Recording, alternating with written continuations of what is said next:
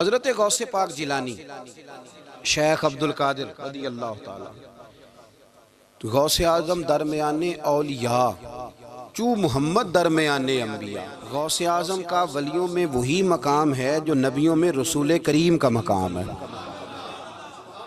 حضرت غوث پاک رضی اللہ تعالیٰ عنہ کو اللہ نے بڑے اعزازات سے نوازا۔ ایک اعزاز اللہ نے یہ دیا کہ ماں کی طرف سے حسینی ہے، باپ کی طرف سے حسنی سید، نانا بھی اللہ کے ولی، دادا بھی اللہ کے ولی، پھوپھی بھی اللہ کی بہت بڑی ولی ہے، بہت بڑی ولی۔ والد گرامی، آپ نے وہ سیب والا واقعہ تو بڑا ہی سنا ہوا ہے، اس طرف تو میں نہیں جاتا۔ ماں بھی اللہ کی بہت بڑی ولی ہے۔ یہ اللہ نا اسباب بناتا ہے، خود ماحول بناتا ہے۔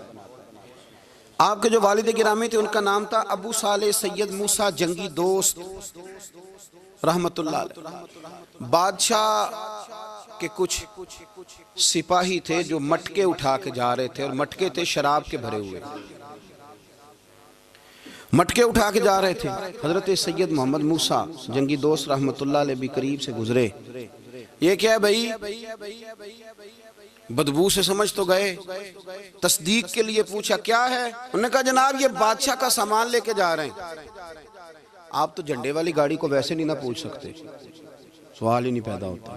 آپ چونکہ جمہوری لوگ ہیں، آپ نے تو بس دفتر بنانا ہے، جب الیکشن ہوگا نا اپنے دروازے کے سامنے سارے محلے سے لڑائی لینی ہے کہ ووٹ میرے آکے دیں۔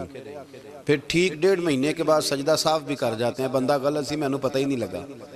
تو یہ پہلے سوچنا تو تھوڑا سا ایسے ہی بلا وجہ الیکشن تو روز کبھی کبھی آئے گا، تو ہم نے ایک جگہ تو روز رہنا، ایک دوسروں سے جھگڑے کرنا اور معاذ اللہ تعالیٰ غیبتیں کرنا، عزتیں اچھالنا، یہ مسلمان کا شیوا نہیں ہے۔ حضرت غوث پاک کے والد نے پوچھا کیا لے کے جا رہے؟ بادشاہ کا سامان ہے جی۔ ہاتھ میں ڈنڈا تھا، 3 مٹکے تھے شراب کے بھرے ہوئے، زور سے ایک ڈنڈا مٹکوں پہ مارا تو مٹکے ان کے سروں پہ ٹوٹ گئے۔ بادشاہ سلامت، ہم سارے تقریباً بادشاہ سلامت ہوتے ہیں، یہ کسی کی جرت ہے مطلب میرے گھر کے معاملے میں مداخلت کرے، اور پھر بادشاہ ہو۔ لوگوں نے جا کے بڑی غیبتیں کی، بڑی بڑی کہانیاں سنائیں۔ اس نے تو توڑ دیا جی مٹکے آپ کے، نے کوئی حال نہیں چھوڑا۔ تو بادشاہ کہنے لگا بلاؤ سید موسیٰ پاک جنگی دوست رحمت اللہ علیہ کو بلا لیا۔ تو کہنے لگے بادشاہ تمہیں پتا تھا مٹکے کس کے ہیں؟ آپ فرمانے لگے پتا تھا مجھے۔ کہا کیوں توڑے؟ فرمایا اس لیے توڑے کہ مجھے تیرے اوپر رحم آ گیا تھا، تو اگر شراب پیے گا تو دوزخ میں جلے گا، مجھے رحم آیا تھا میں نے توڑ ڈالے۔ تو کہنے لگا آپ کون ہیں؟ تو آپ فرمانے لگے میں محتسب ہوں، میری حساب کتاب لینے کی ڈیوٹی ہے، محتسب ہوں، غلط آدمی کا حساب کروں گا۔ تو بادشاہ کہنے لگا کس نے ڈیوٹی لگائی آپ کی؟ فرمانے لگے میری ڈیوٹی میرے رب کریم نے لگائی ہے، میری ڈیوٹی اللہ نے لگائی ہے۔ تأمرون بالمعروف وتنہون عن المنکر، مسلمان کے ذمے ہے اچھائی کا حکم دے گا، برائی سے روکے گا، یہ ذمہ داری ہے میری، اللہ نے ڈیوٹی لگائی ہے۔ بادشاہ پہ اتنا روب طاری ہوا کہ کہنے لگا حضور آپ کی بڑی مہربانی، آپ نے یہ کام کیا۔ کہنے لگا جناب اگر آپ اجازت دیں تو میں بھی آپ کو محتسب نہ بنا دوں، آپ میرے وزیر بن جائیں، کوئی بندہ اس طرح کا کام کرے تو اسے روکیں۔ تو آپ فرمانے لگے نہیں، تو اپنی نوکری سنبھال کے رکھ، جسے اللہ ڈیوٹی پہ لگائے اسے پھر بندوں کی ڈیوٹیاں نہیں کرنی چاہیے۔ یہ اعزاز اللہ نے انہیں دیا، یہ شان رب کریم نے عطا فرمائی۔ ان کے صاحبزادے تھے حضرت غوث پاک جیلانی رضی اللہ تعالیٰ عنہ۔ اللہ تعالیٰ نے جب کسی شخص سے کام لینا ہوتا ہے تو اللہ اس کے لیے اسباب بھی خود ہی پیدا کر دیتا ہے۔ علامہ اقبال اپنے استاد کی بڑی قدر کرتے تھے، شمس العلماء کی۔ تو ایک دن حضرت شمس العلماء سے کہنے لگے استاد جی آپ کی مہربانی سے پڑھ گیا ہوں۔ تو فرمانے لگے پتر تیری کلاس میں تو 250 لڑکا تھا، میری مہربانی تو سب پہ تھی، پر سارے تو اقبال نہیں نہ بنے۔ فرمانے لگے تیرے اندر بھی کوئی خوبی تھی، اس کی وجہ سے اللہ نے تجھے یہ اعزاز، کوئی چیز تیرے اندر بھی۔ اللہ تعالیٰ جب کسی بندے کو نوازتا ہے نا تو بندہ بھی محنت کرتا ہے، لیکن اس کی محنت سے زیادہ اللہ کے فضل کا دخل ہوتا ہے۔ تو بندے کئی دفعہ کہنے لگ جاتے ہیں بڑی مشقت کی، بڑی محنت کی، کچھ بھی نہیں ہوتا، زیادہ اللہ کے فضل کا انحصار ہوتا ہے۔ رب جیسے چاہتا ہے ویسے فیصلے دیتا ہے۔ آپ فرماتے ہیں کہ میں چھوٹا سا تھا، والد انتقال کر گئے، والدہ تھی میری اور ہم 2 بھائی تھے۔ فرماتے ہیں بچے کھیلنے کے لیے نکلے تو میں بھی ان کے پیچھے کھیلنے نکل گیا۔ ایک بیل بچوں کے قابو آ گیا، تو بچوں کے قابو کو چیز آ جائے تو پھر وہ اس کا جو حال ہوتا ہے وہ تو ہمیں پتہ ہی، ہم سارے بچے رہ چکے ہیں۔ تو کہتے ہیں وہ بیل قابو آ گیا، کوئی اس کے کان چھیڑتا، کوئی اس کی دم چھیڑتا، کوئی اس کے سینگ چھیڑتا، کوئی کسی جگہ سے اسے تنگ کرتا، مختلف بچے اس کو نا دم سے پکڑ کے ہلاتے، بیل بھاگتا۔ حضور غوث پاک فرماتے میں بھی آگے بڑھا، اور میں نے جب اس کی دم پکڑ کے ہلائی تو بیل نے میری طرف منہ کیا اور کہنے لگا عبد القادر تو نہ ایسے کر، بول کے کہنے لگا تو نہ ایسے کر، تجھے رب نے ان کاموں کے لیے پیدا نہیں فرمایا۔ آپ فرماتے مجھے اتنا خوف طاری ہوا، بیل کو بولتے دیکھا تھا پہلی دفعہ، بیل کو۔ اب میرے سنی کو بھی دلیلوں کی ضرورت ہوتی ہے نا، دلیل نہ دیں، کسی بزرگ کی بات سنائیں تو سنی بھی تھوڑا تھوڑا دائیں بائیں دیکھتا ہے۔ یہ شور ایسا ہوا ہے نا، پراپوگنڈا ایسا ہے۔ میں حدیث پاک سنا دیتا ہوں۔ رسول کریم صلی اللہ تعالیٰ علیہ وآلہ وسلم فرماتے ہیں ایک شخص نے بیل پہ سواری کر لی تھی۔ بیل سواری کے لیے نہیں پیدا کیا گیا، سواری کے لیے اونٹ ہیں، خچر ہیں، گھوڑے ہیں، گدھے ہیں، بیل کھیتی باڑی کے لیے۔ اس شخص نے جب بیل پہ سواری کی تو بیل پیچھے مڑ کے دیکھنے لگا اور کہنے لگا یار تو بڑا بیوقوف ہے، بول کے کہنے لگا مجھے اللہ نے سواری کے لیے نہیں پیدا کیا، میرے سے وہ کام لے جس لیے میں پیدا کیا گیا ہوں۔ تو بندہ ڈر گیا، کہنے لگا بڑی حیرانگی والی بات نہیں کہ بیل بولتا ہے، تو بیل پھر بول پڑا۔ کہنے لگا اس سے بھی زیادہ حیرانگی والی بات ہے۔ اس نے کہا وہ کیا؟ کہنے لگے مدینے میں نبی پاک آ گئے ہیں اور تو نے ابھی تک کلمہ ہی نہیں پڑھا، یہ اس سے بھی زیادہ حیرانگی والی بات ہے۔ جامع المعجزات میں حدیث موجود ہے، حضور آ گئے اور تو نے کلمہ ہی نہیں پڑھا۔ وہ شخص کہتا ہے میں سر پٹ دورا، جب آ کے سامنے کھڑا ہوا تو حضور مسکرائے، فرمایا آجا پڑھ لے کلمہ، مجھے پتہ ہے تجھے کس نے بھیجا ہے۔ اللہ والوں کی باتیں مان لیا کریں، میں بڑی ذمہ داری سے کہتا ہوں رب کریم کے کوئی بندوں کی بات کتاب و سنت کے خلاف نہیں ہوتی، وہی تو کتاب و سنت آگے پہنچانے والے ہوتے۔ تو حضور غوث پاک فرماتے ہیں میں وہ ڈر کے گھر آیا، جب گھر پہنچا تو میرے کانوں میں آواز آ رہی تھی لبیک اللہم لبیک لبیک لا شریک لک لبیک۔ فرماتے میں چھت پہ چڑھا اور میں نے جیلان میں اپنی چھت پہ کھڑے ہو کے دیکھا تو حج کے دن تھے، میری سیدھی نظر میدان عرفات پہ گئی، لوگ میدان عرفات میں بیٹھ کے لبیک لبیک پڑھ رہے تھے۔ پہلے میں وہاں سے ڈر کے آیا، پھر چھت سے ڈر کے نیچے اترا، ماں کو ساری بات بتائی تو کہتی میری ماں کہنے لگی بیٹے جب تو پیدا ہونے والا تھا تو مجھے بڑی بشارتیں ملتی۔ فرماتے ہیں ماں نے نا کھولا بکسا صندوق تو 80 دینار نکالے، فرمایا پتر تم 2 بھائی ہو اور تمہارا باپ کل جاگیر یہ 80 دینار چھوڑ گیا، 80 40 تمہارے 40 تمہارے بھائی کے۔ فرمایا بیٹا ایک بات کا خیال رکھنا، میں عورت ہوں، تمہارا باپ کوئی نہیں، بھائی چھوٹا ہے، میں پیچھے نہیں آ سکتا، یہ 40 دینار لے جا اور جا بغداد چلا جا کے تعلیم حاصل کر، بیٹے میں پہنچ نہیں سکتی، خیال رکھنا۔ غوث پاک فرماتے ہیں 12 سال میں نے تعلیم حاصل کی یارو، میں نے پتے بھی کھائے، اور خود آپ کا فرمان موجود ہے، فرماتے ہیں ایسی سختیاں بھی دیکھیں، ایسی سختیاں بھی دیکھیں کہ پتھروں اور پہاڑوں پہ گزرتی تو شاید پگھل جاتے، لیکن میں نے اپنے نبی کا دین پڑھا۔ اب تو پیر کے گھر میں جو پیدا ہوتا ہے وہ علم لدنی والا ہوتا ہے، کہتے ہیں صاحب دے پتر ہے، او خدا کے بندے صبر کر۔ اگر غوث پاک حسنی حسینی سید ہو کے باقاعدہ پھٹی پہ بیٹھ کے پڑھتے ہیں، تو کس پیر کا مرید ہو گیا جسے علم ہی کوئی نہیں، جو جاہل آدمی ہے؟ یہ ضروری ہے، علوم دینیاں ضروری ہیں، اس کے بغیر کام نہیں چلتا۔ اور غوث پاک رضی اللہ تعالیٰ عنہ کی آپ پوری زندگی پڑھ کے دیکھ لیں، غوث پاک تمام اولیاء کے امام ہیں، ساری زندگی۔ غوث اعظم سے کسی نے پوچھا آپ نے سب سے زیادہ دین کا کام کس طرح کیا، تو فرماتے ہیں تقریر کے ذریعے۔ اب تقریر کرنے والا مولوی ہوتا ہے اور تویز دینے والا، سبحان اللہ۔ غوث پاک رضی اللہ تعالیٰ عنہ فرماتے ہیں میں نے دین کا سارا کام کس ذریعے سے کیا ہے؟ ہفتے میں 3 جلسے کرتے تھے اور 70 ہزار کا مجمع ہوتا تھا، اور بغیر لاؤڈ سپیکر کے تقریریں ہوتی تھیں، اور فرماتے ہیں جیسی سمجھ پہلے بندے کو آتی تھی ویسی آخری والے کو آتی تھی۔ لوگوں نے کہا حضور یہ کرم کیسے ہوا؟ فرمانے لگے میں نے جب تعلیم حاصل کر لی تو بولنا آتا ہی نہیں تھا، تو میں بڑا پریشان، ایک دن سو گیا تو خواب میں رسول کریم کا دیدار نصیب ہوا۔ فرمایا تو واز کیا کر، تیرے واز سے لوگوں کو فائدہ ہوگا۔ یا رسول اللہ میں اجمی بندہ ہوں، لوگوں کے سامنے کیسے بات کروں گا؟ تو حضور نے فرمایا منہ کھولنا ذرا۔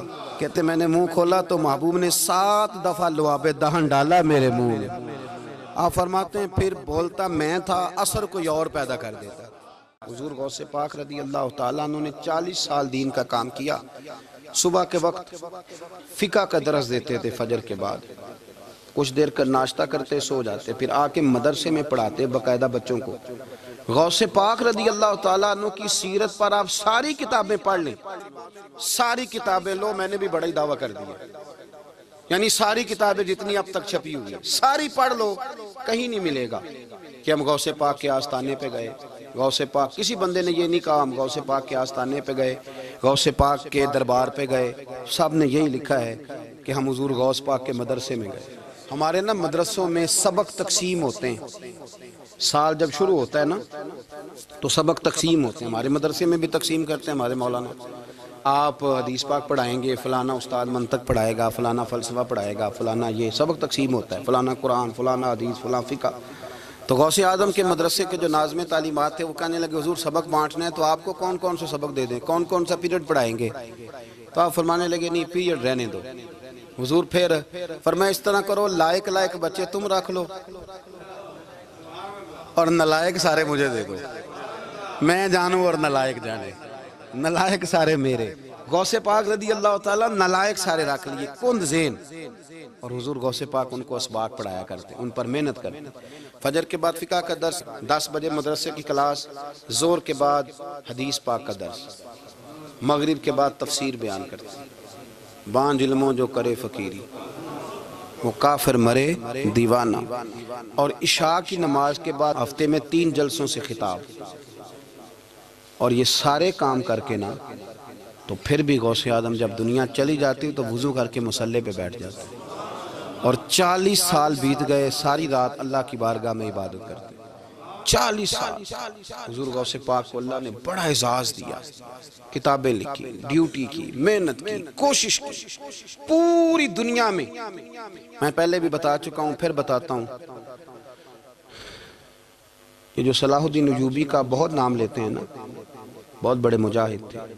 صلاح الدین ایوبی کے ساتھ 70,000 کی فوج تھی، سارے کے سارے غوث پاک کے مرید تھے۔ صلاح الدین ایوبی نے حضور غوث پاک کی زیارت نہیں کی پر تعلیم غوث پاک کے مدرسے میں حاصل کی۔ اس کو بڑا شوق ہو نا کتابیں دیکھنے کا، وہ میرے پاس آئے، میں دکھاؤں گا انشاءاللہ تعالی۔ صلاح الدین ایوبی حضور غوث پاک کے مدرسے کا طالب علم ہے۔ یہ آپ کے ملک میں 2-3 دن سے رٹا چل رہا ہے، وکیلوں کا، ڈاکٹروں کا، کل سے یونیورسٹی کا بھی چل گیا ہے۔ یہ لڑائی کسی مولوی 2 گروپوں میں ہوئی ہوتی نا، چلو نام بولو، میں نے پتہ ہے اگلی گل دا بھی، کسی مولویوں کے 2 مدرسوں میں ہوتی نا تو جو طوفان اٹھنا تھا نا ہر چوک میں، مولوی لڑاندے بڑا نہیں، یہ بڑی۔ میں نے دعوت دی تھی پرسوں، میں نے کہا جب وکیل مکمل تعلیم کر لینا اسے 2 سال مدرسے میں لاؤ، ہم اسے سکھائیں گے اٹھنا کیسے ہے، بیٹھنا کیسے ہے، ان کو لاؤ، اس لیے کہ ہم اپنی بات نہیں بتائیں گے، ہم بتائیں گے محمد عربی کی باتیں صلی اللہ علیہ۔ مہربانی کرو، مجھے کوئی شکوہ نہیں ان سے، کوئی کسی قسم کا نہیں، اس لیے کہ ہمارے ملک میں نا احتجاج کا کلچر پرموٹ کیا گیا ہے، ہم نے یہ ماحول بنا کے دیا ہے سڑک بلاک کرنے کا۔ یہ ہمارے قریب ایک گاؤں ہے تو روز ڈکیتیاں ہوتی تھی، بچہ بھی قتل، پولیس والے سنتے ہی نہیں تھے، ان بیچاروں نے روڈ بلاک کیا تو سب صحیح ہو گیا، اسی وقت سارا کچھ ہو گیا، اب پہرے داری بھی لگتی ہے، اب جناب چوکیاں بھی قائم ہو گئی، سب کچھ ہو رہا ہے۔ مزاج بنا دیا ہم نے، یہ عدم برداشت ہے، یہ کلچر خطرناک ہے، یہ کلچر تباہ کرے۔ وکیل کوئی غیر نہیں، ہمارے اپنے بھائی ہیں، کون ہیں وہ؟ ڈاکٹر کون ہے؟ ہمارے اپنے۔ یہ جو بچے یونیورسٹی میں لڑے کون ہیں؟ ہمارے اپنے۔ ہم ان کو کاٹ کے نہیں پھینک سکتے، یہ کوئی دوسرے لوگ نہیں، سب کو ضرورت ہے ایک دوسرے کی، لیکن خدا را مہربانی کرو، معاشرے میں برداشت کا کلچر پیدا کرو، سکون کا کلچر پیدا کرو، سہنا سیکھو۔ سنو ایک بات کرتا ہوں، اللہ کرے کہ میں سمجھا سکوں، سارے فیصلے خود نہ کرو۔ اگر تمہیں نظر آئے نا کہ آپ کے ساتھ کہیں ناانصافی بھی ہو رہی ہے تو ساری عدالتیں دنیا میں نہیں لگنی، ایک قیامت میں بھی لگنی ہے۔ ہاں امام حسن کو زہر دے دیا گیا تو امام حسین کہنے لگے بھائی بتاؤ کس نے دیا ہے؟ فرمایا حسین اگر وہی وہ نہیں جس پر مجھے شک ہے تو میں کسی آدمی کا بلا وجہ تمہیں نام کیوں بتا دوں؟ کہا پھر بھائی آپ اشارہ تو نہیں بتا دیں؟ تو فرمایا حسین اگر وہی ہے نا جس پر مجھے شک ہے تو پھر بھی میں نے فیصلہ اپنے رب پہ چھوڑ دیا۔ فرمایا میرے رب سے زیادہ بہتر فیصلے کرنے والا کوئی موجود کچھ فیصلے اللہ پہ چھوڑ دو.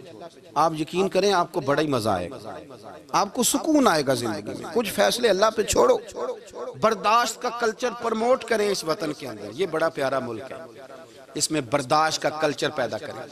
وکیل کو ہر وقت ڈاکٹر کی ضرورت ہے, ڈاکٹر کو ہر وقت وکیل کی ضرورت ہے. ہم ایک دوسرے کے بغیر دیکھیں نا, میں نے آئین بھی رکھا ہوا ہے پاکستان کا, لیکن اس کے باوجود کوئی مسئلہ بن جائے تو میں کسی وکیل صاحب کو فون کرتا ہوں. میرے دوست ہے, میں پوچھتا ہوں کہ یار یہ مسئلہ ہے, اس کا کیا حل ہے. ہم مل کے رہتے ہیں معاشرے میں. برداشت کے کلچر کو پرموٹ کریں, پیار کریں, محبت بانٹیں. یہ وطن ہے, اس کو مل کے سنواریں گے تو انشاءاللہ تعالی یہ رسول اللہ کے دین کا قلعہ بنے گا بڑا مضبوط. اس سے پیار کریں. مثبت غلط بات ہے تو اس کو آپ سمجھائیں, اس پر تبلیغ کریں, لیکن یہ نہ کریں کہ آپ عدم برداشت کا ماحول پیدا کریں. حضور غوث پاک رضی اللہ تعالیٰ عنہ دین کا کام. ایک بات, اللہ والوں کے پاس لوگ دعاؤں کے لیے جاتے ہیں. کیوں جاتے ہیں؟ سنو, میرے ساتھ ایک شخص رہتا ہے, صبح سے شام تک میری ڈیوٹی کرتا ہے, نوکری کرتا ہے, خدمت کرتا ہے, گاڑی چلاتا ہے, یہ کرتا ہے, وہ کرتا ہے. ایک صاحب ہیں جو 3 سال کے بعد ملتے ہیں. پھر وہ جو 3 سال کے بعد ملتے ہیں وہ شکوہ کرتے ہیں کہ پیر صاحب اس کی بات زیادہ مانتے ہیں. تو پیر صاحب اب کدھر جائیں, یہ سارا دن پیر صاحب کی مانتا ہے. نہیں سمجھ آ رہی ہے آپ کو بات؟ یہ مزاج ہے نا جی. ایک بندہ سارا دن دنیا داری کرے, مال کمائے, پتہ نہیں جھوٹ بولے, بڑا کچھ کرے, اور ایک اللہ کا ولی جو اپنا بنائے کچھ نہ, سارا دن رسول اللہ کی باتیں کرے, سارا دن اللہ کے دین کی خدمت کرے. اور بھائی وہ جب ہاتھ اٹھاتا ہے نا تو پھر اللہ اس کی بات کو قبول کرتا ہے. کچھ میرے خاص ہیں, کچھ تیرے خاص ہیں, تو کچھ رب کے بھی خاص ہیں. اور اس پر بھی میں پہلے آیت پڑھ لوں گا تاکہ دلیل مضبوط ہو جائے. اللہ فرماتے ہیں واللہ یختص برحمتہ من یشاء. فرمایا میں نے کچھ بندوں کو اپنی رحمت سے اپنا خاص بنا لیا. کچھ بندے اللہ کے بس اللہ کی بارگاہ میں وہ دعائیں کرتے ہیں تو اللہ قبول فرما لیتا ہے. پتر اللہ ہی دیتا ہے, لیکن اللہ کا ولی دعا تو کر سکتا ہے نا. اللہ کا ولی, میری بات کی سمجھ آ رہی ہے؟ بیٹا کون دیتا ہے؟ اللہ. حضرت محدث اعظم رحمۃ اللہ علیہ کے پاس ایک شخص نے آ کے کہا جی ولی اللہ بیٹا دے سکتا ہے؟ آپ فرمانے لگے ولی اللہ اللہ سے ملا سکتا ہے؟ جی وہ تو ہے ہی ولی اللہ, تو اس نے ملا دینا ہے. تو فرمایا جو اللہ سے ملا دے بیٹا تو چھوٹی سی بات ہے. تو دیکھ نہ کہ جو اللہ تک تجھے لے گیا تو پھر پتر پیچھے رہ گیا. لیکن بیٹا دیتا کون ہے؟ بول کے بتائیں, بول کے. اللہ دیتا ہے. دعا کون کرتا ہے؟ اللہ کا ولی دعا کر دیتا ہے. بی بی آ گئی روتی ہوئی غوث پاک کے پاس, کہنے لگی 6 بیٹیاں ہیں. خامد اور سسر کہتے ہیں کہ 7ویں بھی بیٹی ہوئی تو طلاق دے دیں گے. تھوڑا سا اگر بندہ مالدار بھی ہو تو پھر وہ ہمارا دماغ جہاں مرضی چلتا ہے نا. یہ جہالت آج بھی بہت ساری جگہوں پہ پائی جاتی ہے. تہذیب سکھاتی ہے جینے کا سلیقہ, تعلیم سے جاہل کی جہالت نہیں جاتی. تو رو پڑی. حضور غوث پاک رضی اللہ تعالیٰ نے بلایا اس کے شوہر کو بھی اور سسر کو بھی. فرمایا یہ دیکھ یہ تو اللہ کے کام ہے, جس کو چاہے بیٹیاں دے, جس کو چاہے بیٹے دے. تو جو نہیں مانتے پھر غوث پاک کی بھی نہیں مانتے. انہوں نے کہا جی نہیں دی, میں تو نکاح کروں گا. چلے گئے تو غوث پاک کی بارگاہ میں وہ بیٹی اور اس کا باپ اور اس کی ماں پھر آئے, کہنے لگے حضور مہربانی فرمائیں. پھر اللہ کے ولیوں کے پاس ایک قوت ہوتی ہے جس کا نام مصلی ہے. مصلی بہت بڑی طاقت, بہت بڑی. حضور نے فرمایا دعا صلاح المومن, فرمایا دعا مومن کا ہتھیار ہے. یہ مومن جب ہاتھ اٹھاتا ہے تو پھر عرش کا مالک دروازے کھول دیتا ہے کرم کے. حضور غوث پاک نے مصلی بچھا لیا اور رو پڑے, کہنے لگے مالک کریم اس بی بی کے دل میں کس نے بات ڈالی تھی کہ عبد القادر کے دروازے پہ جا. دیکھیں منانے کا انداز, منانا آتا ہے نا. اللہ کس نے اس کے دل میں بات ڈالی کہ عبد القادر کے دروازے جا, کس نے ڈالی؟ اور مالک اگر تو نہیں ڈالی تھی تو کیا تو اب اپنے عبد القادر کو رسوا کرے گا؟ اگر تو نہیں بھیجا ہے کہ ادھر جا تو اب تو رسوا کرے گا؟ حضور غوث پاک رضی اللہ تعالیٰ نے دعا مانگ کے چہرے پہ ہاتھ پھیرے, بچی کے سر پہ ہاتھ رکھا, فرمانے لگے پتر جا, مجھے امید ہے اللہ نے 6 بیٹیاں دی ہیں تو 7 بیٹے بھی عطا فرمائے گا. تو بی بی کہتی ہے پھر رب نے فضل فرمایا اور 7 ہی بیٹے عطا فرمائے. پھر 7 ہی بیٹے رب کریم نے دیے. تو جو اللہ کی مان تھا پھر اللہ بھی اس کی. تو اس میں اختلاف کی کیا بات ہے؟ یہ سادی سی بات ہے. ایک بغداد کا سوداگر تھا, بڑا مالدار تھا۔ ایک دن اس نے بغداد کے سارے علماء اور مشائخ کی دعوت پکائی تو غوث پاک کے پاس بھی آیا، کہنے لگا حضور شام کا کھانا ہے۔ آپ نے اس کا چہرہ دیکھا تو وہ رو پڑا، کہنے لگا بغداد کے پیر انکار نہ کرنا۔